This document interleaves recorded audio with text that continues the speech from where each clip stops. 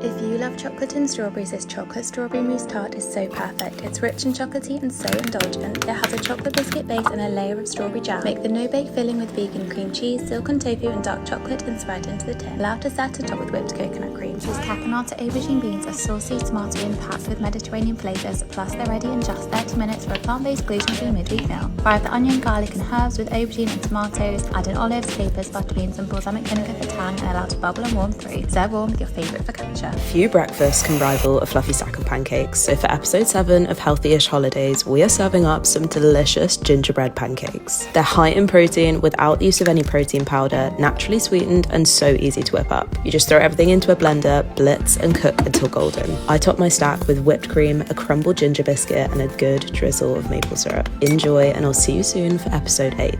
A good sticky toffee pudding is a thing of beauty and one of my favourite puds of all time. So for episode 9 of Healthy-ish Holidays, I'm bringing you my refined sugar-free version made with wholesome ingredients, but that's every bit as good as the classic. All the sweetness comes from dates, half in the form of medjool dates that get cooked down into a paste, and then with date syrup, which is an amazingly rich and sticky natural sweetener. Besides cooking down the dates at the beginning, the rest all comes together in one bowl and is honestly foolproof for anyone to make. And once it comes out the oven, we're going to create loads of holes for that 2-ingredient syrup to get drizzled over the top and fully sink in. Serve it up with ice cream and an extra drizzle of sauce and you'll be very, very happy. Enjoy. It's episode 10 and time to show you how to make this festive focaccia, topped with potato slices, cranberries and rosemary. It's crispy on the outside, gorgeously pillowy and just utterly delicious. That's ridiculous. If you think making your own bread is difficult, focaccia is the place to start. The dough is so forgiving, so even if you mess up a few of the timings or techniques, as long as your yeast is in date, I promise you will end up with the most delicious bread. It does, however, come with the risk that no shop-bought loaf will ever compare, but it's a risk worth taking. My double carb achievement here of adding potatoes to the bread felt absolutely perfect for the festive season, as potatoes are on my mind most days. Enjoy and see you tomorrow for episode 11.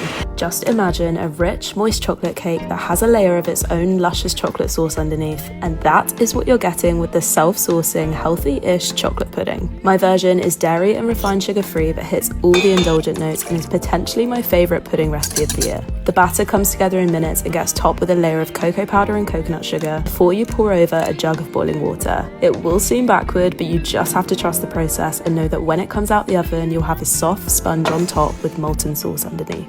Enjoy.